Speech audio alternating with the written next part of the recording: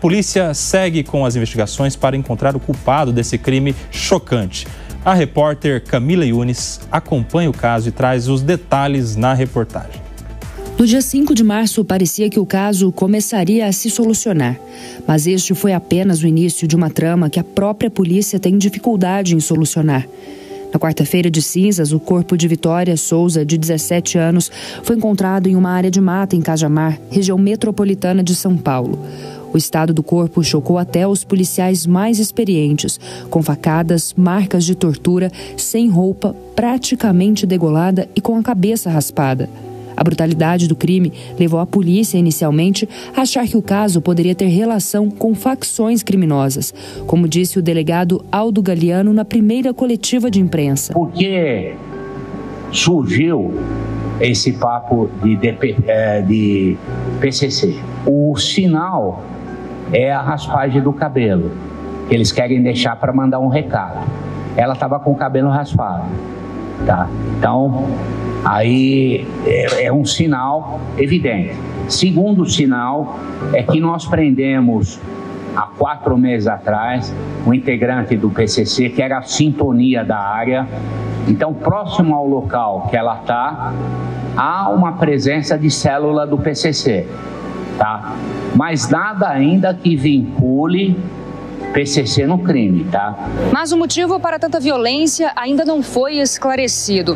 A polícia diz que, num primeiro momento, a prioridade é entender a cronologia dos fatos, para depois saber a real motivação. Nós estamos com uma tese, tá? Que ela saiu do shopping, que ela trabalhava num restaurante, foi pegar o ônibus, a partir daí ela foi seguida, tá?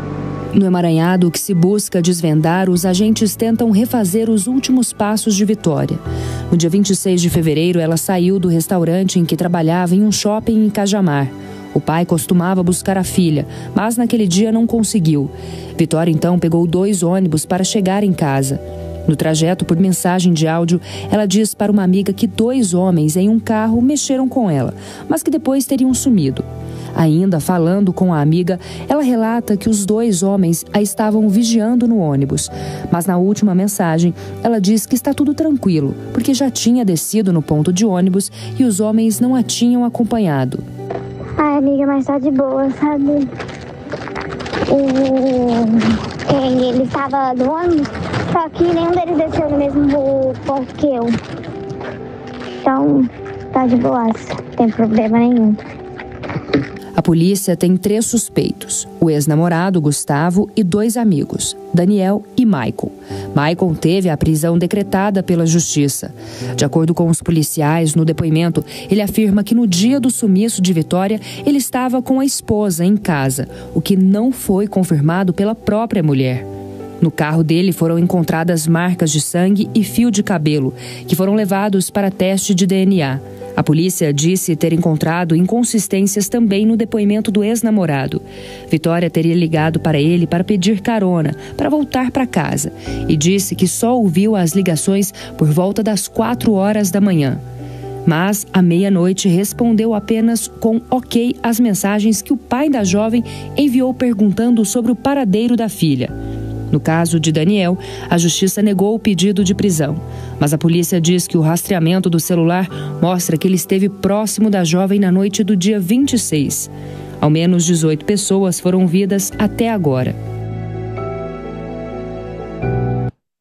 Tá aí um caso que tem repercutido muito, o caso da jovem Vitória, mais uma mulher, mais uma menina, mais um caso que tem homens envolvidos como suspeitos na morte dela. Um caso que tem repercutido muito e que tem gerado muitas questões. Segurança pública, investigação, envolvimento ou não com facções criminosas pelas condições em que ela foi encontrada. Parece que isso também está no radar das investigações. Rodolfo Maris, quero começar essa com você, nosso sempre apresentador do Flagrante Jovem Pan, acompanha de perto casos policiais. E aí? Delegado Palumbo, inclusive. Um abraço para o meu amigo delegado Palumbo. E aí, Rodolfão, está acompanhando esse caso aí? O que você sabe, meu amigo? Estou acompanhando. As últimas notícias é que foi periciado o telefone do Michael, né? E acabou achando ali fotos dele com 38 munição asfixiado, e também fotos de uma adaga, não sei se seria essa a faca que teria cortado, né, uma espécie de um mini facão que teria sido usado na morte da menina. A perícia não sabe dizer sobre isso, mas o fato é que começaram a achar muitas coisas sobre ele e essa inconsistência nos depoimentos, né? Tendo ele ali um suposto caso com o ex-namorado da menina, então muita coisa tá rolando nesse meio, é um quebra-cabeça e a polícia está tendo muita dificuldade para tentar entender, porque também no mesmo dia do desaparecimento dela, sumiu uma senhora que teria sido babá dessa menina. E o que acontece? Estão tentando ligar um caso ao outro, porque ela teria visto o Michael com ela no dia do crime. Então, teria ali um outro crime que está sendo imputado a ele. Então, as últimas investigações sobre esse caso se baseiam nisso, Nelson. Quero acionar o nosso Luiz Fernando Pacheco, porque, Pachecão, fazia tempo que eu não via um caso desses criminais novamente com grande repercussão. Você sabe que ao longo dos últimos anos, das últimas décadas principalmente, com essa pulverização dos meios de comunicação, redes sociais, internet e tal, a gente perdeu um pouco essa coisa dos grandes casos criminais, né? E esse parece que furou a bolha. Não sei se porque tem todos esses temperos aí, todo dia a polícia acha alguma coisa, e é carro com sangue, é veículo encontrado, e é áudio dela que para uma amiga que vai aparecendo para a população. Qual que é a sua análise, Pachecão? Porque nos outros antigos casos que repercutiram, a gente sempre tinha uma preocupação com pré-julgamento, com aguardar as investigações, o processo, respeitar a autoridade policial. E esse caso aí é o caso que furou a bolha e está repercutindo. Luiz Fernando Pacheco. Coba, realmente o que você falou me chamou muita atenção. Porque a gente teve no passado vários casos, né, de grande repercussão, por exemplo, da Suzane von Richthofen dos Cravinhos, do Alexandre Nardoni. Sim. Nardoni acho que foi o maior. O maior talvez, de repercussão. Né? Mas o povo assistia aquilo como se fosse novela. Isso fura a bolha de uma maneira e ganha a grande imprensa. E eu estava pensando nisso justamente nos últimos dias, porque casos assim, na verdade, ocorrem diuturnamente. Casos bárbaros ocorrem, estão acontecendo no Brasil, no mundo, na nossa cidade, nesse exato momento. Né? Filhos matando pais, pais matando filhos, coisas bárbaras, ex-namorado matando namorada, marido matando ex-mulher, isso tem todo dia. Agora, esse caso e outros casos ganham grande repercussão. Por exemplo, houve um médico que matou aquela moça que era ex-paciente dele, só que ele picotou ela, né? A mulher que o tinha supostamente perseguido. Por isso ganhou uma grande repercussão, porque um ex-namorado matar ex-namorada acontece 60 vezes por dia numa cidade grande como São Paulo. Modo de falar 60 vezes, né?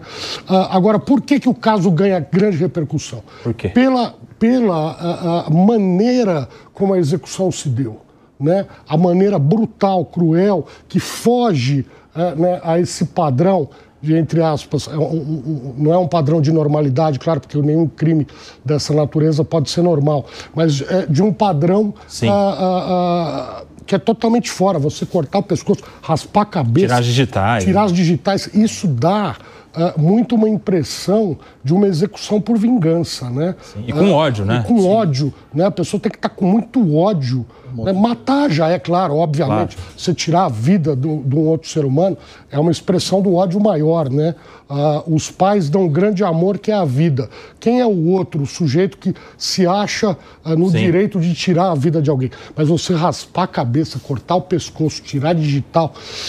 Isso chama atenção. Foi isso, inclusive, que colocou facções criminosas no radar, porque parece até aí, não sou um especialista dos códigos dessas facções, mas parece que isso, inclusive, é uma das mensagens que as facções passam quando executam alguém. Essa história de raspar o cabelo é bem uma coisa de vingança de organização criminosa. Posso fazer um adendo no que você está falando, que é importantíssimo, porque talvez a intenção, olha só, a intenção nesse caso não era matá-la, tendo em vista que esse é um tipo de repúdio que o PCC adota. Eles raspam a cabeça da mulher como um aviso.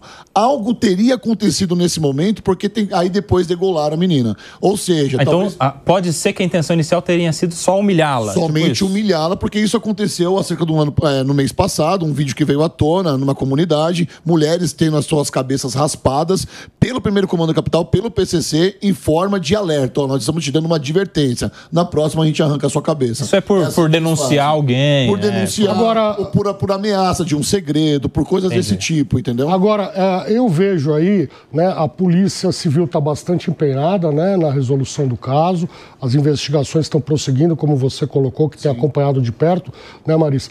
E eu quero aqui exaltar o trabalho do delegado Aldo Galiano, que está à frente das investigações, que é um delegado bastante experiente. Eu tenho 30 anos de profissão como advogado criminal. Creio que o doutor Aldo deve ter uns 40, 45 aí na Polícia Civil. Tem toda uma estrutura. Conhecido, né? Conhecido, uma pessoa conhecida. Teve cargos de direção. É um cardeal da polícia, como se chama no nosso jargão.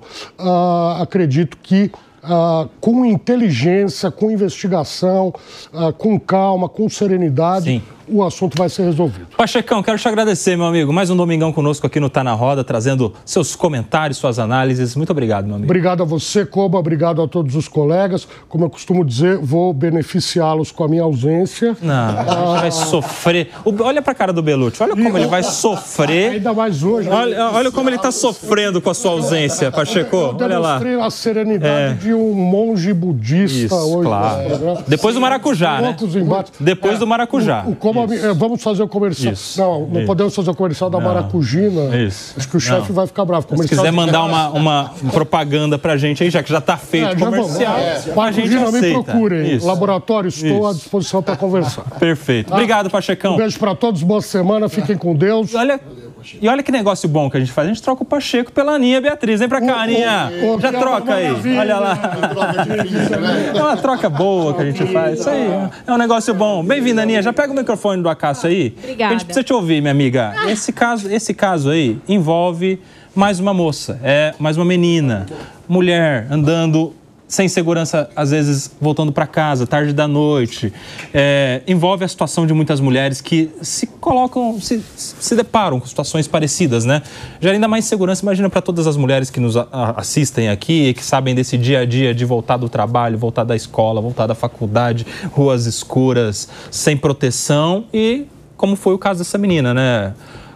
Ana Beatriz Hirsch. Coba, que bom estar de volta aqui no Tá na Roda. Prazer é nosso. E é realmente uma situação lamentável que, como você bem colocou, mostra a fraqueza das mulheres em situações que não deveriam ser de vulnerabilidade, porque ela está voltando para a casa dela depois de trabalhar, podia estar voltando da faculdade, enfim.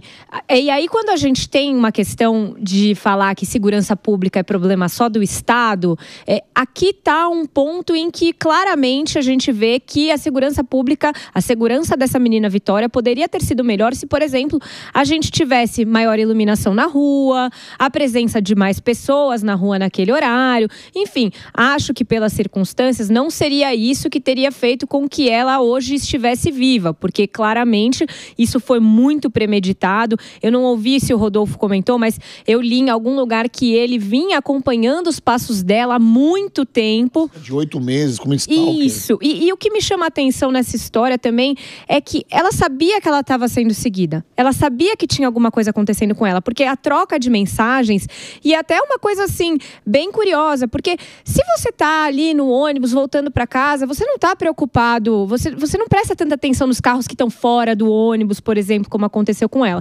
Mas, infelizmente, uma verdadeira tragédia que a gente espera e muito que seja devidamente esclarecida.